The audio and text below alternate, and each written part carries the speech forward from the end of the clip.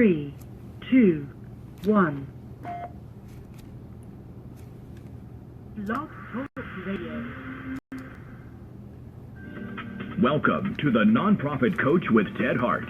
Since 2010, the most listened to radio show in the nonprofit sector dedicated to helping your charity succeed. It's no secret that combining online and offline techniques is the key to fundraising success, and practical nonprofit management advice is what you need. The Nonprofit Coach with Ted Hart is the perfect landing point to learn from top experts around the world who provide advice you can use. Ted Hart is without a doubt one of the foremost nonprofit thought leaders. Also a successful author, his books range from successful online fundraising to expert nonprofit management. Guests on the Nonprofit Coach are leaders in their field who share their insider tips and trade secrets in a conversational style both the experienced and novice will benefit from. Ted lectures around the world, but now he's here for you. For the latest in charity news, technology, fundraising, and social networking, Ted and his guests help you and your organization move to greater levels of efficiency and fundraising success. This is a live call-in show. Add your voice by calling 347-324-3080. After the show, you can find all our podcasts at tedhart.com. Click on the radio links. Don't forget to dial 347-324-3080. Now, welcome the host of the Nonprofit Coach, Ted Hart. And welcome here live on the Nonprofit Coach. We've got a very important show regarding nonprofit boards for you today. As the announcer said, you can call in to 347-324-3080 if you have questions. If you're shy, feel free to email me at tedhart@tedhart.com. We're also live streaming over on Facebook at facebook.com/Ted Hart. As always, here on the Nonprofit Coach, we start with page one.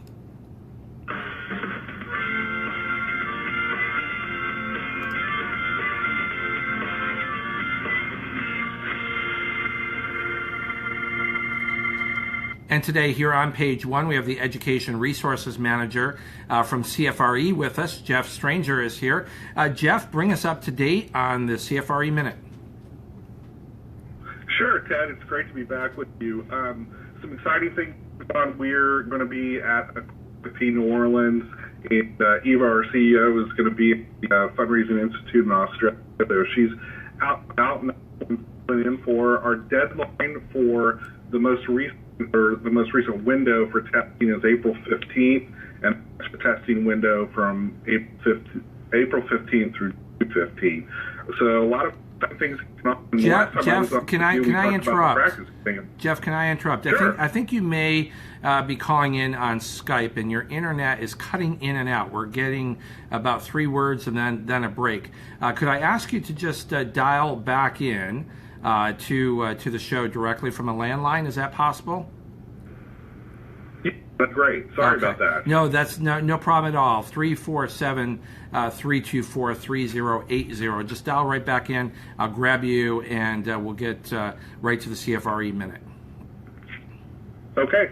All right. So Jeff Stranger will join us right back. We just want to make sure that everybody can hear every word that he says because the CFRE Minute is very important. I'll just take this opportunity to remind all of our listeners that the Nonprofit Coach believes that all nonprofit fundraising executives should sit voluntarily for the CFRE exam. That's showing that you have a common set of principles, ethics, and proficiency in fundraising is not only good for your career, but it's also good for the nonprofit organizations that you serve. So we do encourage all of our listeners that once you've met the criteria to sit for exam, that you do try to become certified by the Certified Fundraising Executives, which you can find more information, of course, at cfre.org, and we will post that over on Facebook. I'm just waiting for Jeff to rejoin us here so that we can get the information from CFRE. All right, well, I'll tell you what we're going to do is we're going to jump into our topic for today. And when I see Jeff join us again, I'm sure that our fine guests won't mind if we take a break and fit Jeff in as soon as he's able to get on a landline. So we're going to run on over to page 2 and then blend in page 1 when Jeff is able to join us.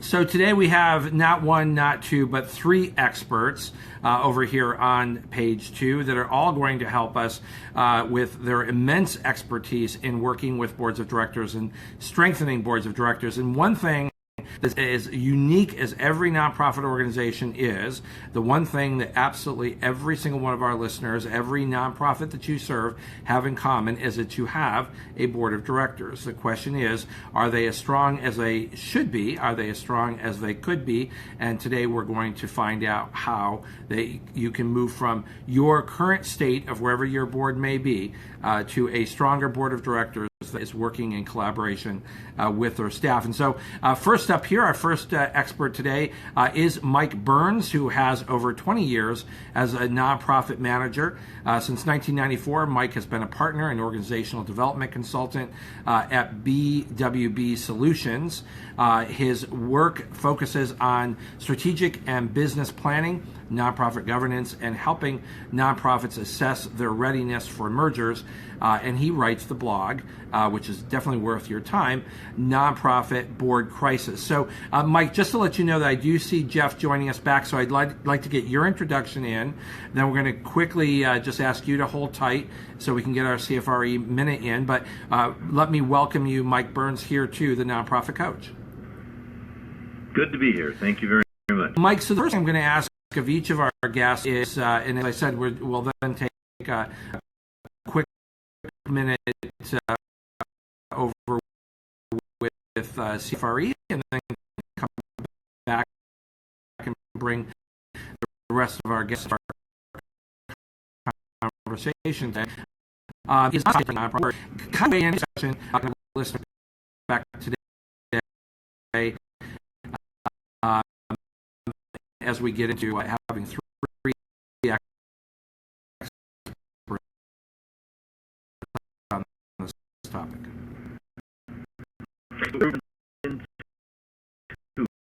We are not brought to you has been done to board chairs, where that place, and then once they get there, what do they do? And so our research, which we completed and now in the second stage, talk about it, and it all comes again to that it's just not intuitive to be a board member. That's right. And our board members, access board members, and then become actual leaders on the board. We have to make sure that they succeed. So, Mike Burns, thanks so much for being that for us. We'll be bringing Mary Helen and Stephen Nill into the conversation in just a second, but with the indulgence of our 3 experts, we now have Jeff Stranger back here with us. Hopefully, we'll be able to hear every word, and let's go back into the CFRE minute. Welcome back, Jeff. Hey, Ted. How's it sound now? It sounds great. So thank you so much for giving us another shot. Bring us up to date on CFRE. No problem. So the big things to remember, April 15th is the next deadline for registering for the test. The next testing window is April 15th through June 15th. We do, as a reminder, have our new practice exam that we rolled out mid last year, and that has been really done very well, very much embraced by people who are preparing for the exam. It's a great tool because you get to take a practice exam. You can do mini quizzes based on the knowledge domains, and it's just a great way to help kind of build your confidence going into the exam. Mm-hmm. And as you said, that's a very popular way for folks to be prepared. When would you say is the time to be looking to take the practice exam in advance of actually sitting for the exam? Is that something you do right in advance of it, or practice a while before? Great question. There's a couple ways you can approach it. It is a subscription model, so you get 30 days to take it as many times as you like, or you can subscribe for 90 days. So a great way to do it is, let's say you're 6 months out, you might want to subscribe, take it, kind of get a sense of where you're weak, where you're strong, use that next few months to prepare, study in those different areas, and then resubscribe right before the exam and see just how well you've done to make up any gaps that you might have. That's great. That's great. Well, while we were waiting for you to return, I shared with our listeners just how important we think it is for professionals to seek the certification and to sit for the exam. We've got a full topic today, but I do want to make sure that you complete any of the other update that you have. The only other things is we're out and about. We're going to be at the AFP New Orleans conference. We've got representation at the Fundraising Institute of Australia, a lot of other conferences that are going on. So when you're out and about looking at conferences and education, look for us because we'll be there. Thank you, Jeff Stranger, for being our guest here again on the Nonprofit Coach, and thank you for bringing us the update from CFRE. We're going to go right back into our page 2 conversation here. Mike Burns is rejoining us, and Mike, thank you so much for teeing us up on that topic. I'd like to next bring in Mary Holland. Mary Holland is here with us. She has over 40 years experience with nonprofits. Mary understands firsthand nonprofit leaders' daily challenges. After 26 years as an executive and years of board service, Mary has consulted and coached nonprofits for 16 years. She is an author, a speaker, trainer, and researcher, and Mary helps nonprofit leaders apply research and knowledge in very practical ways to the challenges that they face. Mary, we're just asking each of our guests today to sort of tee up this topic in terms of taking a deep dive into strengthening nonprofit boards. What will we be covering today? What will you be sharing with us? Well, as Mike mentioned, Ted, and thank you for inviting us to be here, the importance, I think, of the leadership of the board is where we have focused our research recently and our study on board chairs a year or so ago. And I think this is one of the most critical places that you need to strengthen your nonprofit board is in the leadership. Mm-hmm. The role of the board chair is critical, and certainly the people following behind or inadvertently ending up in leadership roles on the board. This is something we think it's very important to be more intentional about, mm-hmm. and we haven't been in the sector. And I think putting a spotlight on that and gaining some knowledge through the research we've done, it's a beginning, will help. Our hope is that we will help nonprofits, both the board members, board leaders, and executives, be able to raise the bar, frankly, for board leadership. That's terrific. That's a great introduction to today. Our third speaker today, we promise not one, not two, but 3 experts to take a deep dive into strengthening nonprofit boards, is Stephen Nill, who is the founder of Charity Channel in 1992 as a means of connecting his nonprofit hospital chain's fund development staff over the internet to their colleagues at other organizations. That first discussion community grew into what is today the oldest and largest community of third sector professionals in the world, comprised of well over 100,000 participants worldwide. He has been working in the United States and the international third sector for more than 4 decades. Welcome back here to the Nonprofit Coach, Steve Nill.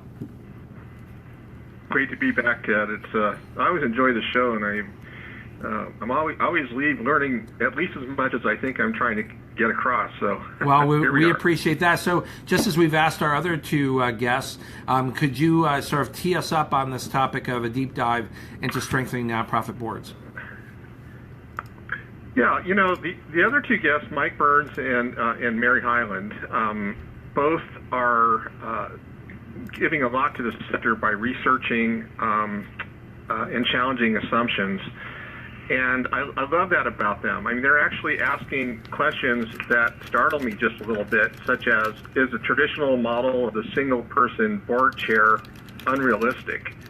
And, if we don't challenge assumptions, if we don't look at them, then we don't grow as a profession. And what I appreciate about them, and I appreciate about their work with the Alliance itself, is that they're taking a deep dive in these questions. And my role, at least the way I see my role, is somebody who has a large practitioner community, not a research community, but a practitioner community in the nonprofit world, is to stay aware of that work and to share that work with the people in the trenches who can put it to work. That's and right. So often, such great work just doesn't get out there adequately. And so if I can play a role, I'm not the researcher here, the other two are the experts, but if I can learn from them and then play a role in conveying that, the results of this research and these studies, then that at the end of the day is where I want to put my time. So they're doing a great job, and I'm really pleased that you invited them aboard the show. Well, it's great to have the three of you here. So the first question, I'm just going to throw it out and ask Mike or Mary or Steve to sort of weigh in on this. Is let's focus, as both Mike and Mary did in their introductions today, on the issue of leadership and board leadership, specifically the board chair. Maybe again we'll do sort of one at a time here.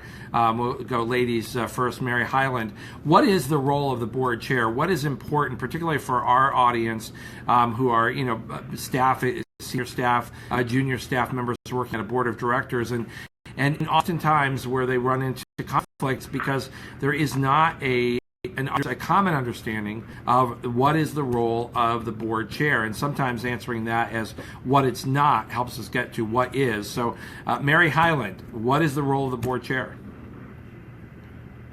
Well, I think the role is pretty comprehensive. I'm going to answer it sort of with two dimensions. One is what a board chair from our study think their role is, and what I have seen effective boards, what the role of the board chair is. First, of course, people see the board chair in just facilitating board meetings, which is not the most significant role, as you might imagine. I think also the partnership with the executive, if there is one, that is where there really is a very critical role. Because we've seen, and I've seen in other research, that relationship reflects back to the entire organization. It can affect the engagement of the board, can affect, of course, the effectiveness of the executive, and so that role that the board chair has in partnering with the executive. And in our study, our first study, we found that boards do recognize it as an important role. One thing that has been out there a lot that didn't come up, and Mike, you can correct me if I'm misstating this, but there's some board chairs out there that think their role is to be in charge of the executive. And we found that while there's a little bit of that, overall board chairs get it, that is not their job. But I think that's an area where boards that aren't functioning well can fall down, and the board can make a big mistake. So I think being a facilitative leader with the board, engaging people, engaging them to engage with the community and the stakeholders, and also building that partnership are two of the most critical that I see. Mm-hmm. And Mike, what would you want to add to that? So I do want to add that, first of all, that what Mary and I are talking about initially on our first study, it was a study that was distributed to folks around the country in something called snowballing research, where somebody said, hey, have you seen this link, this survey, and they pass it on, and so people keep passing it on. Out of that effort, we got 635 board chairs, self-identified board chairs, who responded to our relatively lengthy survey, not as lengthy as the next one that we're doing, but that first survey Again, we got responses from 635 folks, and one of the things that I think, to Mary's point about leadership, is that chairs actually identify for themselves that CEO, mentor, and coach role is one they value, and that does change the framing for this kind of what I think is often expected by the rest of the board as a supervisory role. No, the answer is more the mentor and coach. I should also qualify, however, that our research is descriptive. It's folks reporting on what they do. We have opinions about them as practitioners. We've been in the business, as you noted, for 50, 60 years.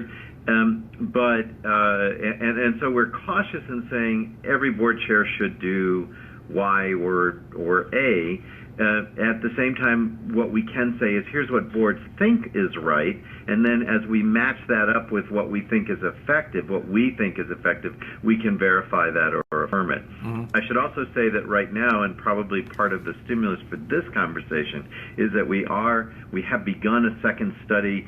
This study is not focused on board chairs as much as board vice chairs, where we said, hey, there's a big vacuum for understanding what the heck do those people do. Right. Everybody thinks that they just sit there and fill the void once some chair is not present. Right.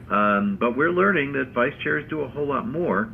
And how do folks become committee chairs, and what happens to them? And then on top of that, we've added a little bit of stuff about this shared leadership concept. Is it heroic to just be the chair running the shop? And then a little bit more we added on diversity. And all those three topics, the general leaders, diversity, and shared leadership, is the focus of our next study, which is open. Folks can and where can use we our find where can we Alliance find for that? Nonprofit Management.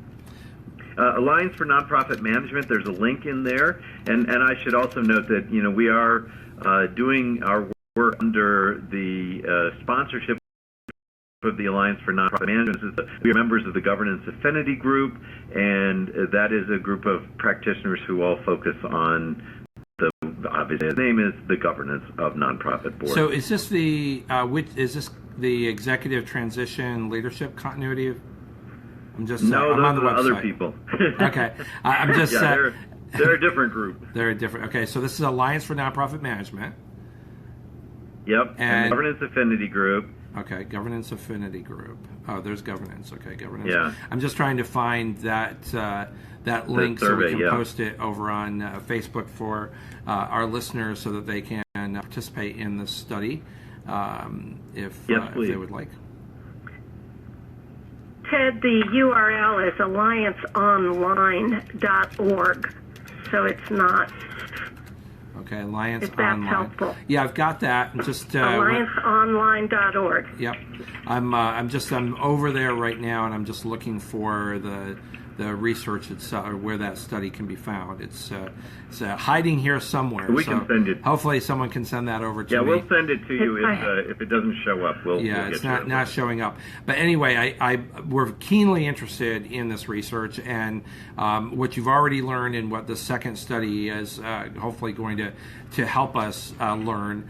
But going back to this topic of the board chair, what are the pitfalls that often nonprofits fall into? Because I think it comes back to what all three of you really said in your sort of your opening remarks today, and that is what I often refer to as sort of accidental leadership. It's sort of like, I was next in line, or I was the person who said yes, but now how did I learn how to be a board chair? Did I ever learn to be a board chair? Because I one of the things I often share with folks is I've never run across a board of directors who truly wanted to destroy the organization that they were serving, but they often can get themselves into there have been some boards that I've consulted with that I've questioned that statement, but it really comes down to, a misalignment between the expectations of roles, where the board is coming in and basically counting paper clips and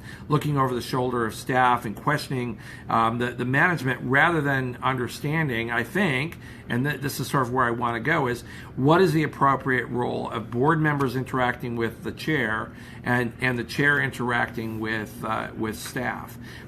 What's the healthiest alignment that you've seen or that your research supports?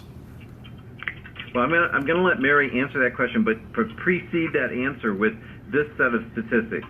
51% of the respondents did nothing to prepare for being the board chair. And we're not surprised by that. 82. No, we're not surprised, but it's nice to see it solidly in writing. 82% said they got to be a board chair by chairing a board committee, and here is not surprising but daunting. 70% said that their experience on being a board chair is based on the previous board chair. Right. Yep. So everything they know about being a board chair, so bad or good, that's the kind of chair they are today. That should give everyone pause. Basically what we know is there's not a lot of preparation going on, and that's the beginning of what we need to do to change this situation. So, Mary, you can say more. Well, I think that also reflects that, to try and answer your question, Ted, there really is just our own personal experience, because there really hasn't been research about any of these questions. Mm-hmm. There was some that Yvonne Harrison did about the competencies of a board chair, but they asked executives primarily in that research about what they observed and what they wanted. So I think we have a long way to go to really learn the answers to these questions. One thing that did come out was that when we asked board chairs, what would you like to have? What would help you? This whole idea of mentoring and coaching.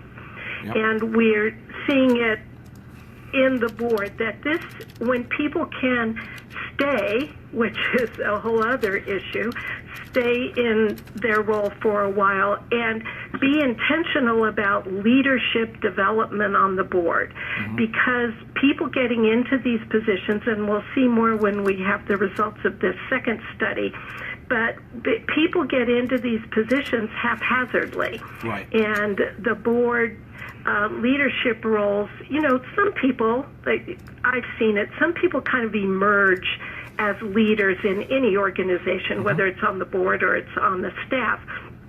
And I think that is great when it happens.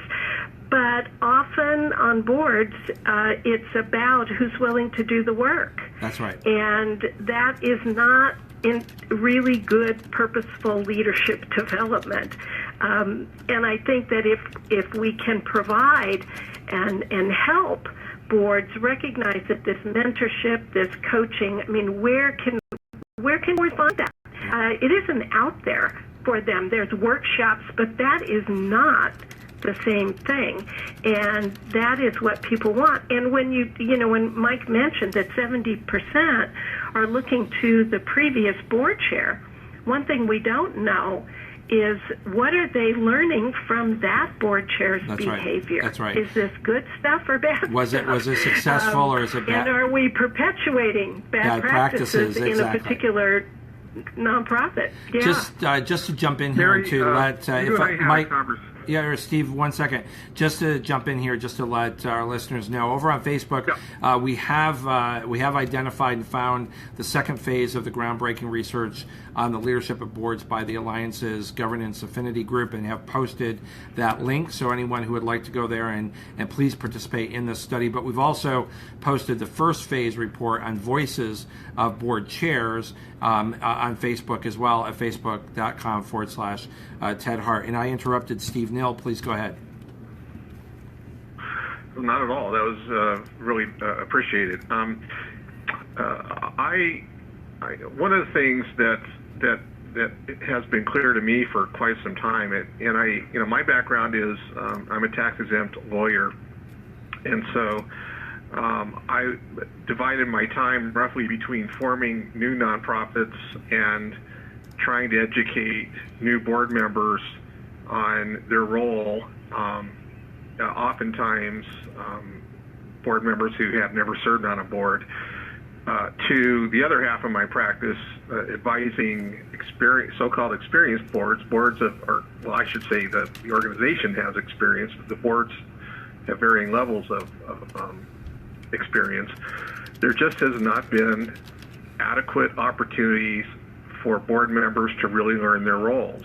And for a while I thought, well, maybe one of the answers is to put out some books on it, and Charity Channel Press has offered books. There are books put out by other publishers. And honestly, unless it's a very fast read, board members don't have the patience. They're busy people to read through that.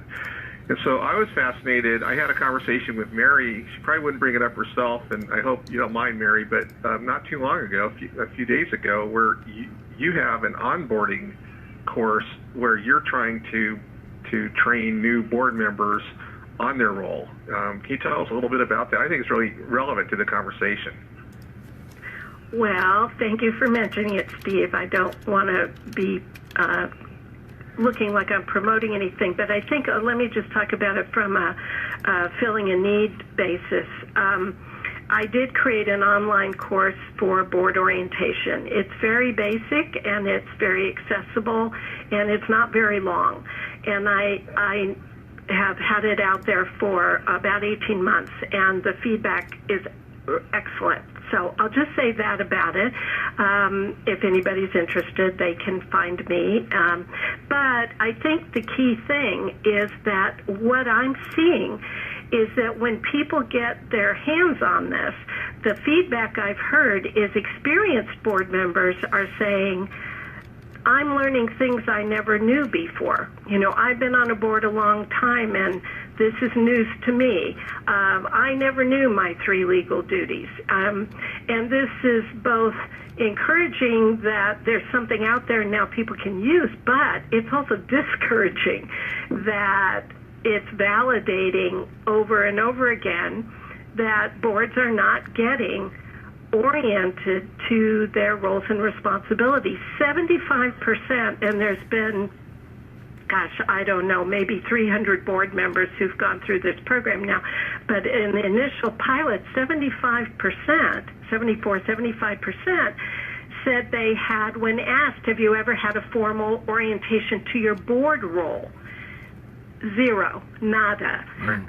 People are oriented to the role, what the nonprofit itself, our mission, our programs, but they're not oriented to what it means. And it falls to the executive to do that. And frankly, they don't feel very empowered to do that. And there's some messages they want board members to get that they don't feel comfortable delivering. So I think this whole idea of how do people learn how to be an effective board member, an effective board chair, what's the role of the vice chair, all those things are things that we all need to work on in the sector, doing a better job of helping. Well, that is so true. And I tell you, I think back of some of the boards that I've advised, and in some parts of my practice, and lots of attorneys who do what I do will tell you the same thing. Boards can get into serious trouble by simply being ignorant of what their legal duties, not just right. their governance duties, but their legal duties. And I could, if we had a long time, I could give you some really interesting horror stories. I wrote about a few of them on Charity Channel years ago, but there is not adequate training. And that's one of the reasons why I sort of spoke up, Mary. You weren't going to do it yourself probably, and you and I didn't talk about it before the show. But Mary is putting to action what I think is needed, and we need more Marys out there who are willing to put on onboard training for the boards out there. And And I'm not sure, but she may have pretty much the only online training that I'm aware of in that area. But I'm sure someone else will speak up if they know of others. Yeah, and part of this is Ted. I just wanted to jump in and just say, part of the disconnect for a lot of nonprofit organizations is sort of the imbalance of power between the executive director, who may or may not be skilled enough to sort of speak truth to power. So even when an executive sees problems, is the executive empowered to be able to work with the board chair, or vice versa, where the board chair may see problems with the executive, but again doesn't understand the role. So the collaboration between the two is extremely important. But as Mary said, if you've based your leadership on prior leadership and that was creating a rift within the organization, chances are you're not going to make that better. One of our members, Deb Beck, who died last year, but was an integral part of this study, her whole focus had been, in general, had been on learning and how do we help adult learners learn and use the adult learning disciplines to do that. When we asked the question in our survey about what are the most helpful sources of information for preparing to be a chair, only of the 49% who actually did something, only 42% of them used the internet, and 37 and 33% subsequently used either local workshops or purchased books. I think our challenge, of course, and the internet should alleviate this, is the scaling of preparing people. But if we use those scalable approaches, we have to think in terms of adult learning. We also have to recognize that maybe one of the messages, and the literature doesn't tend to do this, the methodology that we need to focus on most, I think our takeaway is that it's all about team building and team management, that a chair is really a team leader. And so if we focus, we redirect, yes, there's content, right? There's the fiduciary responsibilities, there's strategy, there's stuff like this stuff, but this question of how do I take what is not intuitive, what I'm not born to do, and give folks the core competencies to be able to then do it well. That's our challenge, and we have to find methodologies that are scalable. It used to be books once upon a time. That doesn't seem to be the answer for the moment, and internet is only half the answer. Right. Mike, I think you're so right. Go ahead, Mary. It's all about relationships. The content is helpful, but how it's used, how people interact with each other, how people lead is all about the dynamics in the boardroom. And I did want to add one other thing to the comment about the board chair executive relationship. We did find in the first study, and I think it was encouraging, that board chairs saw themselves as more of a partner, that when you looked at the balance of who's stronger, who's weaker, that it was, for the most part, very balanced. And I think that was a very good sign. We do tend to make assumptions about things, and there's a lot of board bashing that goes on in the sector. That's right. And I think there were some very positive things that came out of that first study that reflected well on board chairs, even figuring it out on their own, doing the right thing. I wanted to reflect on something that Steve Nils said, and ask you folks to sort of respond to this. In board retreats and other interactions that I've had in consulting with nonprofit organizations, one of the things that I will often do with boards of directors is actually sit down and have a read of their bylaws. And what I found is that very few boards of directors have ever read their bylaws. What they feel that they're in compliance with their boards of directors is more sort of the historical way that the organization has worked in the past, but not actually going back and understanding what is the bylaws and are you in compliance? My experience with a lot of boards of directors is that there is very little compliance with the bylaws that actually set out the governance structure, and that as they grow in their understanding of the structure, they can understand where there may need to be changes because the organization has maybe outgrown parts of the bylaws, but also oftentimes the solutions that they're looking for can be found in the governing documents if they actually understood what they said. Yeah. Has that been your right. experience? I mean, What do you feel about that? Yeah. I think there's a lot of sort of going along the road, running board meetings the way we've always kind of run them, and things like bylaws or state-driven fiduciary duties, the duty of loyalty, or IRS-driven duties to avoid,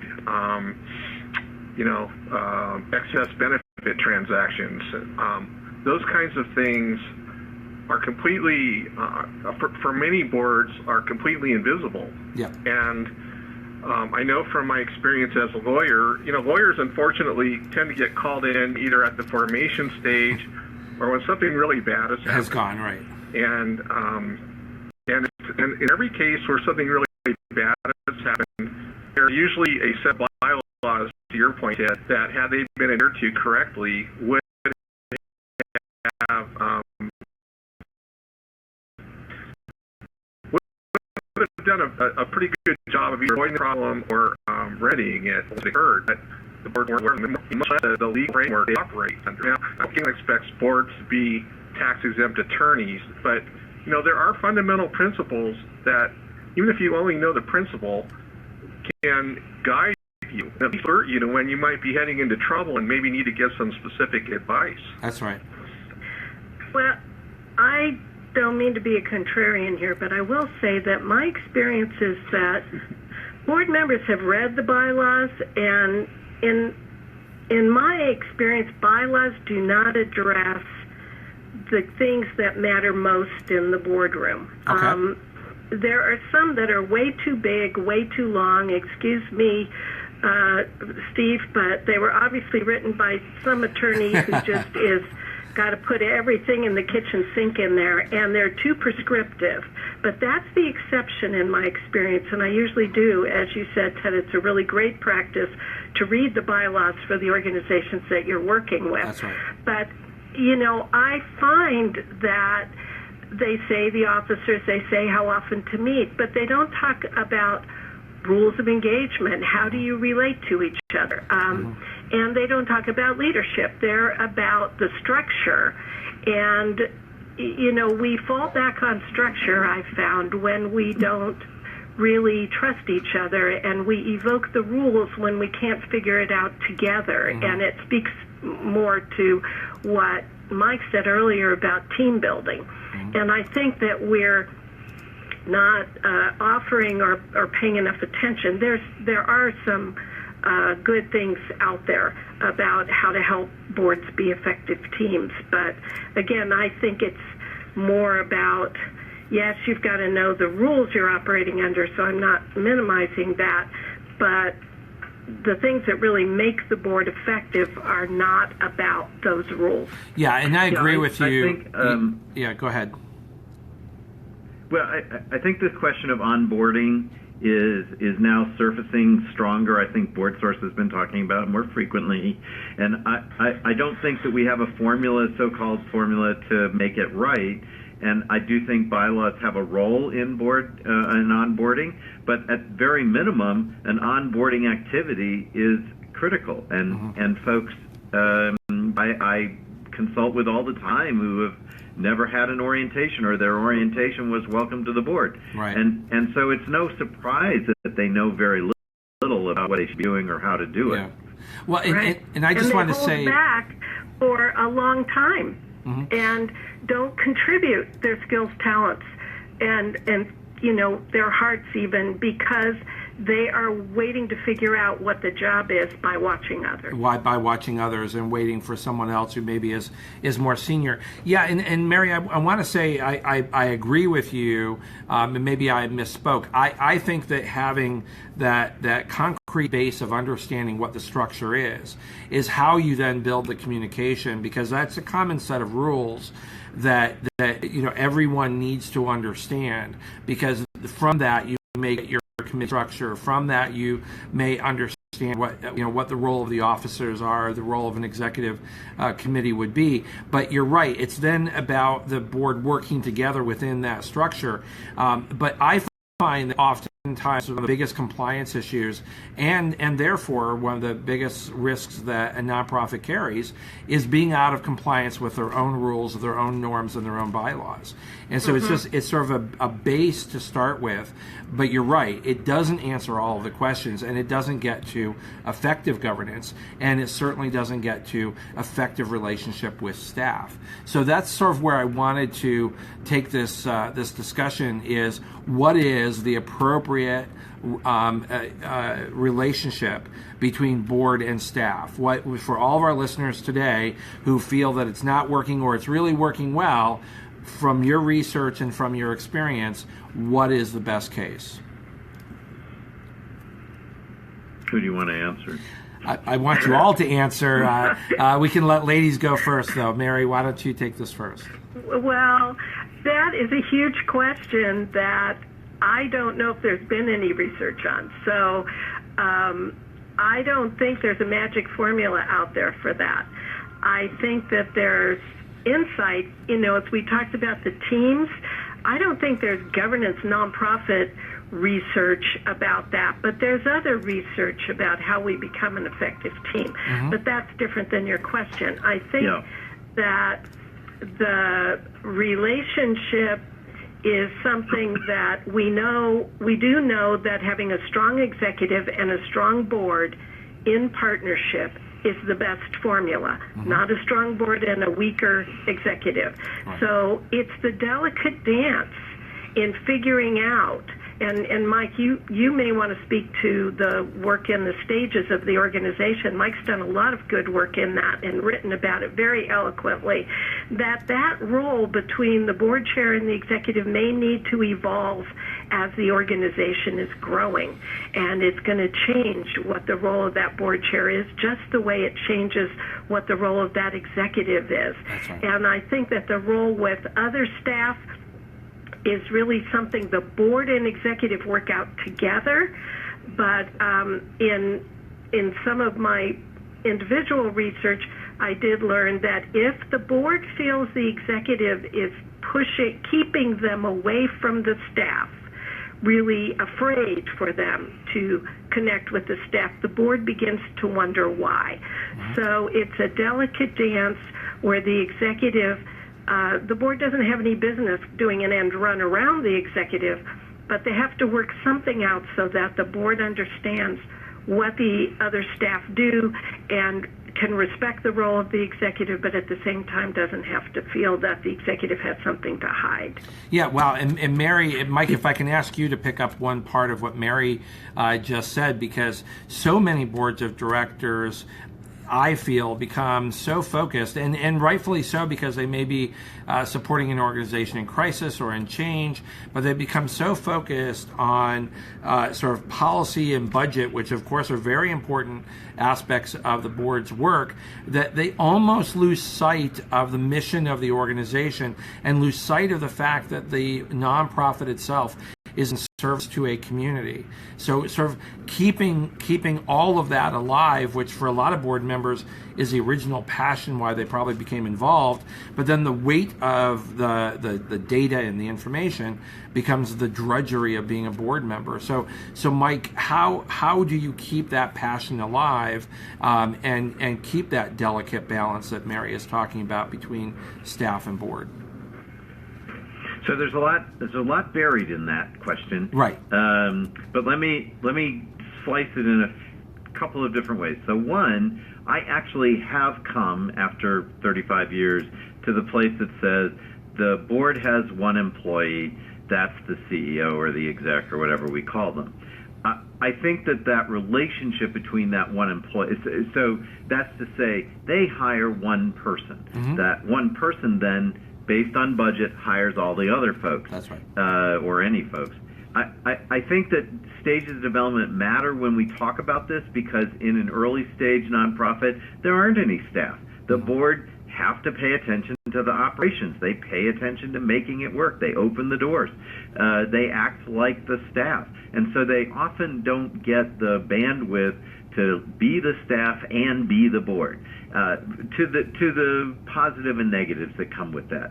I think as they move along, they might hire a staff person to do the stuff they don't want to do. That's in their next stage. And then somewhere along the line, they're able to say, well, wait a minute, we should divorce ourselves from this. But then there's always people who resist, and they've been so engulfed in they didn't have term limits.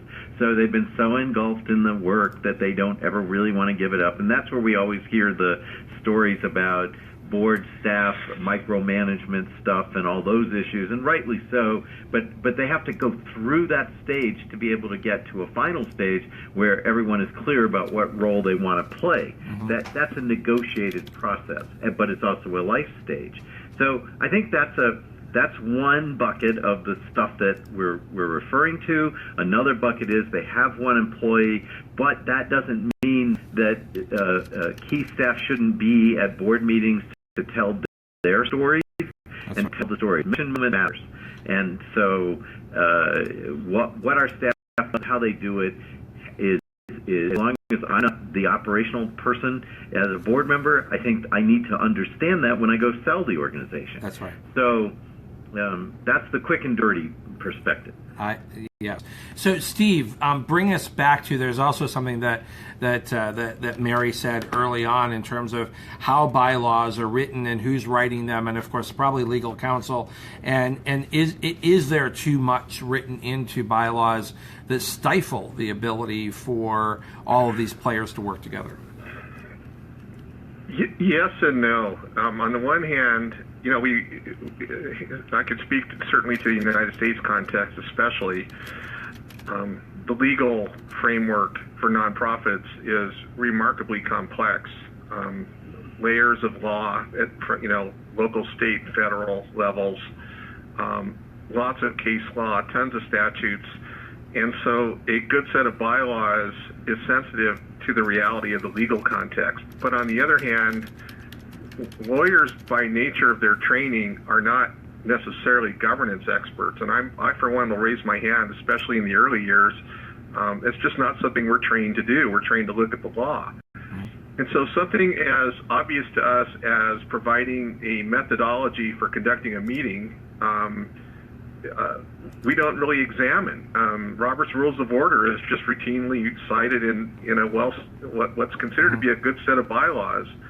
And yet governance experts, maybe some on this call, will point out that maybe Robert's Rules isn't really the best way to govern a meeting, and yet there it is in the bylaws. And if it is put in the bylaws, who's really adhering to it anyway? I mean, so the lawyers, frankly, I think lawyers ought to be taking some of these onboarding courses themselves. Well, and Steve, you went right where I wanted you to go, because Mary, is that part of the underlying issue here? Is that the governing documents, the legal structure of which the organization exists, have traditionally been written by people who know legally what the structure should look like, but have not understood the practical nature of governing a nonprofit organization from that structure?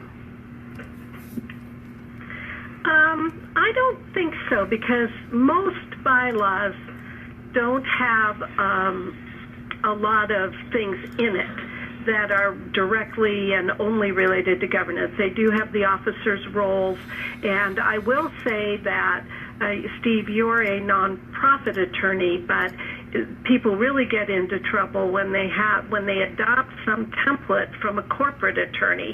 And where what you say is true, Ted, that I've seen is where they have a description of the president of the board as the chief executive officer, and it just confuses everyone about those rules. But the bylaws I've seen, nobody's really paying any attention to that. But those have been the exception rather than the rule. And I do want to say something about Robert's Rules of Order. I had an experience with the board where they evoked Robert's Rules of Order and caused a huge split in the board. It was a call for the question action, and it shut down dialogue, and it alienated half the board, and they got up and walked out of the room. So there are real risks in being too rigid about these rules, these meeting rules. There's another resource out there that I recommend. It's not the only one, I think, nowadays, but it's called Roberta's Rules of Order. Okay. And it's got some good meeting information, strategies in it, and the gal who wrote it, Alice Cochran, is in the Bay Area. But anyway. Yes, Alice, by the way, had her, when her book first came out, I had the opportunity to read it, and I wrote a review on it. Alice Collier Cochran, very good book. And actually, I started putting that into bylaws for a number of my clients over the years, and it's met with good success. Terrific. Folks, we have 5 minutes left. Obviously, this is a topic that I think we need to ask our producer to let us come back, because we've only touched the surface, but I think provided a lot of very important information for our listeners today. So very quickly, Mike Burns, final words, final statement, and how can our listeners reach you? So take our survey. Tell your board chairs and leaders and everybody who's in a board that is in a committee or a vice chair in particular, come take the survey. We need to hear from you. We want to hear from you, and we want to make another aha set of learnings. And so we need this to happen, and we're open for about a month and a half more to take the survey. So we want to encourage, tell everybody you know. You can get me on my website, bwbsolutions.com, and you can certainly go to my blog where I have fun pointing out where things are ridiculous in governance land. There you go. And Mary Hyland, wrap up for us, and how can our listeners reach you? Well, I would echo what Mike said. It is so important for us to get participation in this study. So please, please, please participate, encourage people to participate. And I would say that boards are made up of well-meaning people. As you said in the beginning, Ted, they want to do the right thing. I think we as practitioners need to do more work to provide them the tools and resources they need and the support they need to do that. People can reach me at Highland, H-I-L, there's no G-H, H-I-L-A-N-D consulting.org, or they can go to www.talkwithmary.com. So I look forward to hearing from people. And Mary, we have posted over, and for Mike as well, we've posted over on facebook.com/Ted Hart. We have posted the survey, the first phase report, and Mary, just for you, we've also posted Roberta's Rules of Order. So we've got that over there as well. Also, please read the first report, because there's insights in there that people need to know. That's right. Steve Nill, wrap us up today, your wrap up, and how can our listeners reach you? Sure. Easiest way is just to go to our website, charitychannel.com, and go to the contact page and drop me a note. I respond very promptly to those. Terrific, and thank you, Mike Burns, Mary Hyland, Steve Nill, for being our guests here on the Nonprofit Coach, for our three experts taking a deep dive into strengthening nonprofits. And as our listeners heard today, a very intense a topic, one that affects every single organization, every single executive, and one that I hope we can have our experts back and take another deep dive, because there's a lot in that ocean that still needs to be addressed. That is our show for today. Thank you, my guests. We will catch you next time on the Nonprofit Coach. You've been listening to the Nonprofit Coach Radio Show with Ted Hart. Tell all your friends to check out our production schedule and download our iPod and iPad-friendly podcast at 90 tedhart.com. seconds. Thanks for listening to the Nonprofit Coach.